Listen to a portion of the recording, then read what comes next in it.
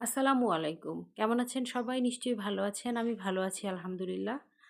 দেখতে, দেখতে রোজা প্রায় শেষের দিকে চলে এসেছে।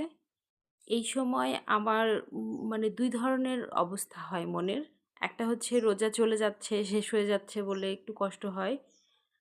কারণ রোজার মাসটা আমার সবচেয়ে পছন্দের মাস। আমি রোজার মাস আসার ২ মাস আরও আগে থেকেই রোজা আসার জন্য অপেক্ষা করতে থাকি। আর ২ হচ্ছে ঈদের জন্য আনন্দ হয়। যে কিছুদিন পর ঈদ, সবাই আসবে, খুব মজা হবে এটা।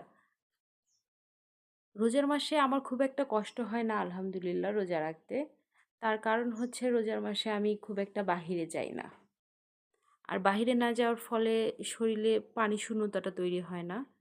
অতটা টায়ার্ড ফিল হয় না। তাই রোজার মাসটা আলহামদুলিল্লাহ খুব ভালোভাবেই কেটে যায়। রোজার মাসে ভাজা পোড়া আইটেমগুলো আমাদের সবচেয়ে পছন্দের। আমরা এটা সবাই খেতে পছন্দ করি। তবে যেহেতু কিছুদিন আগে আমার একটা মেজর অপারেশন হয়েছে আর বাবা-মারও বেশ বয়স হয়ে গেছে, তাই এটা একটু এবার আমরা কম খাওয়ার চেষ্টা করেছি। এই রমজানটা আসলে আপনারা ভাজাপোড়া আইটেমগুলো খেতে ভয় পান।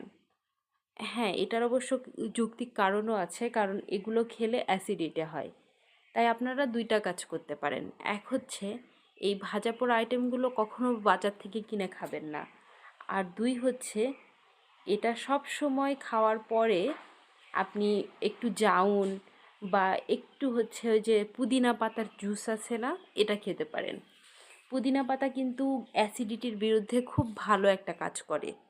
পুদিনা পাতা খেলে অ্যাসিডিটি হয় না। আম্মু তেহারি রান্না করতে গেছিল, কিন্তু যেহেতু আম্মুর একটু বয়স হয়েছে, কিছু মনে থাকে না, তাই আম্মু ভুল করে মাংসের মধ্যে একটু হলুদ দিয়ে দিয়েছে। তার কারণে এখন আমাদের পোলাওয়ের চাউলের খিচুড়ি হয়ে গেছিলো এটা। তবে খেতে বেশ মজা হয়েছে। আর আমাদের বাসায় যদি আপনি বলেন যে গরমের সময় তোমাদের সবচেয়ে পছন্দের ফল কী? তাহলে আমরা বলব হচ্ছে তরমুজ।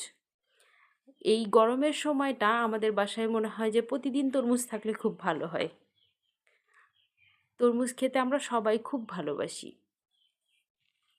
যেহেতু তরমুজে ৯৬ থেকে ৯৪% থাকে পানি, তাই গরমে বেশি, বেশি তরমুজ খেতে পারেন।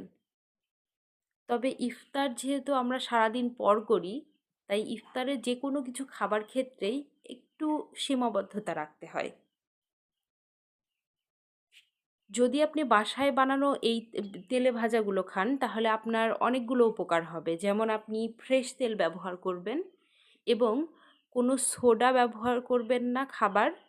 আবার কোনো ওই যে হাইড্রোস যে উপাদানটা আছে, সেটা ব্যবহার করবেন না। তাহলে আপনার ভাজাপোড়াগুলো যদি একটু মজা কমও হয়, স্বাস্থ্যের জন্য কিন্তু ভালো হবে। সবাইকে অগ্রিম ঈদের শুভেচ্ছা। সবার রমজান ভালো কেটেছে, ঈদও খুব ভালো কাটুক এই প্রত্যাশা। আর আমার জন্য দোয়া করবেন, সবার জন্য দোয়া করবেন। আল্লাহ আমাদেরকে হায়াত বাড়ায় দিক, সামনে রমজানটা উপভোগ করার